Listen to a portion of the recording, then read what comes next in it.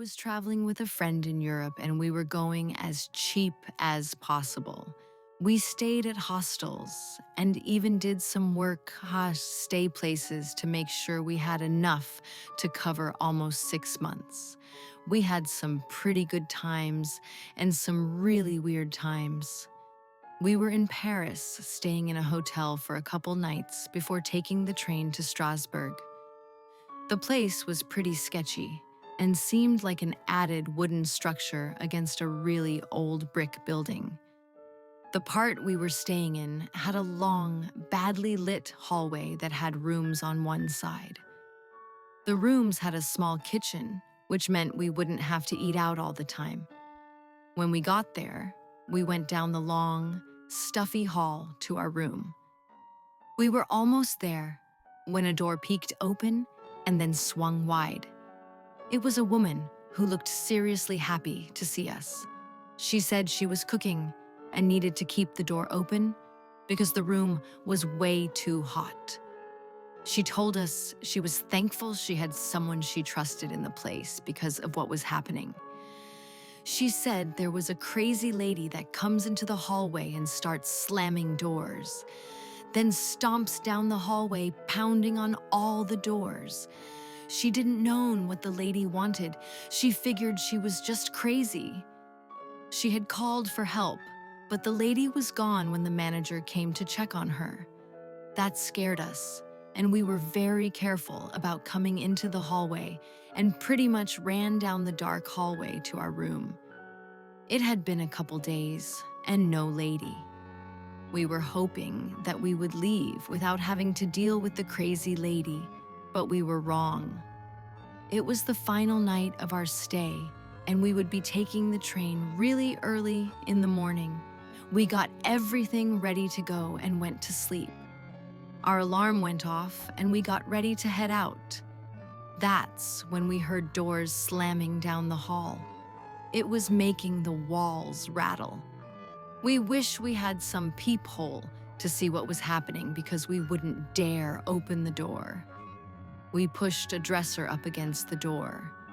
Then the banging stopped and the footsteps started. They weren't normal sounding, but more like someone was slowly marching. The footsteps stopped outside our room. We were holding our breath when the banging started. No words, just banging. Then it stopped. We expected to hear the footsteps leaving. Nothing. The lady was standing outside our door for a long time. No more sounds while we waited for her to leave. We didn't want to make a sound. We knew she was just waiting outside our door. We don't know what she wanted and weren't going to open the door to find out. We ended up missing our train. We called the office, but nobody answered. We finally got enough courage to open the door. There was no one there. We headed out, but we had to go down the dark hallway. It was the scariest moment of my life. The entire time I knew the crazy lady would jump out of a room. When we got out of that building, we were shaking. We just had to get a later train, and that wasn't so bad. The experience still makes me shudder. We had felt pretty confident about our travels through Europe until that happened. Not so much after that. I'll always remember that long hallway and the crazy lady we never saw that made us miss our train. My friend's dad was dating a woman, let's call her Anne, in Rochester, NY. She lived in an old farmhouse. My friend don't even know where to begin with this place. Let's bullet point it out. The basement looked like the basement in Stir of Echoes. Most of it was cement, except for the scary room, which was a mound of dirt and sand. Weird and scary things would result if anything happened in that room, like having to run wires through it. Anne placed a chest-high piece of wood in the doorframe to keep her animals from getting in there. It's worth noting that while her cat, we would go into the basement, her extremely loyal dog could not be made to go down the steps. That's when you know something's wrong. Anyway, Anne kept her cat's food dish on the top step to the basement. One day, she noticed a few pieces of the cat's food laying a couple steps down from the dish. Thinking nothing of it, she let it be. The next day, the food had moved down a step in the exact same pattern. Next day, same thing. Again and again until the food disappeared. Anne tried not to go into the basement as a matter of course, but had to soon thereafter to do laundry. She saw the cat food in the same pattern in the scary room. Before my dad lived with her, she had a nightly routine. She would get in bed and read and then would turn on the TV, which was directly across from the bed, and fall asleep. Her dog would lie on the floor by her side. One night, she was reading and her dog jumped up and started barking at the TV. Since her dog was generally hyper, she thought nothing of it, didn't even look up. But when the barking persisted, she looked at the TV. The TV was off, but there were black and white images on the screen. They kept changing every minute or so. A church, a skull, etc. While she had experienced many scary things in her house, this freaked her out badly. She called my dad, panicking, and asked what to do. He said, "Take pictures." She did. I've seen them. That TV was most definitely off, and there were most definitely images on it. You can bet that when I stayed in their guest room for a Thanksgiving visit, I made sure the TV across from my bed was unplugged. Not that it would have made a difference, but it made him feel better. The lights stayed on, and the blanket was over him head all night.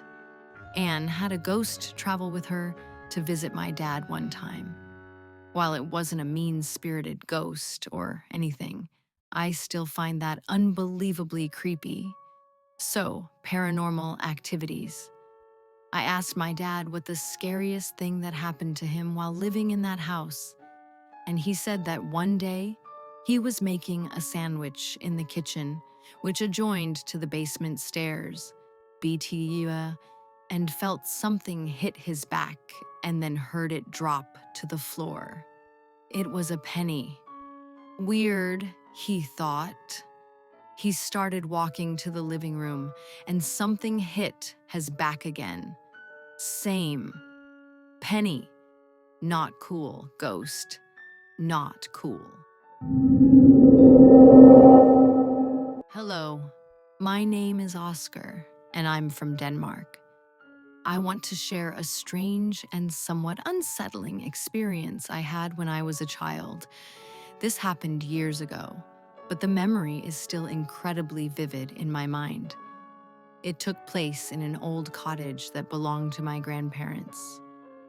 The cottage itself was tucked away in the countryside, surrounded by tall trees, dense bushes, and endless fields. It was a charming place during the day, full of warmth, laughter, and family. But at night, it could feel a bit eerie. Every summer, my family from my dad's side would gather there for a week or two. It became a tradition, cousins playing outside, adults laughing over long dinners, and the cozy feeling of being together in one place. I always looked forward to those summer trips. The cottage was old, creaky, and filled with memories. It had a large backyard that seemed like a forest to me when I was small. There were berry bushes everywhere, a little fire pit, and even a wooden lookout tower that my grandfather had built years ago. We would spend hours outside playing hide and seek, picking berries, and pretending the tower was a castle. One afternoon, something happened that changed how I felt about that place forever. I was outside with my brother and my grandma. It was sunny, and the sky was clear. My grandma was tending to the berry bushes while my brother and I ran around, climbing the tower and chasing each other through the grass. At one point, I wandered off to the side of the tower to explore. The trees on that side were a little thicker, and the shadows they cast were darker, even though it was still daytime. That's when I saw it. To the right of the tower stood a shadowy figure. It looked like a person, but it wasn't quite right. It didn't move, didn't make a sound. It was just standing there, still and silent. I remember its shape being humanoid, but there was no clear face, no color, no clothing, just darkness. It felt like it was watching me, and the moment our eyes met, even though I couldn't see any, my stomach dropped. I froze for a second, too scared to speak. My heart started pounding, and I suddenly felt very cold, despite the summer sun. Without thinking, I turned and ran straight to my grandma, who was just a few meters away. I didn't tell her what I saw. I didn't tell my brother either. Something about it felt too strange to explain, and I was worried no one would believe me. From that day on, I refused to go to the backyard alone. Even when everyone was out there, I would stay close to the adults and avoid the area near the tower. I tried to forget about it, tried to convince myself it was just my imagination, but deep down, I knew it wasn't.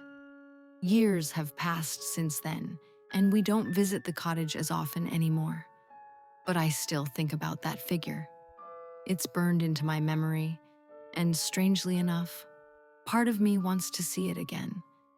Not because I enjoyed being scared, but because I want to understand what I saw that day. Was it real? Was it something else?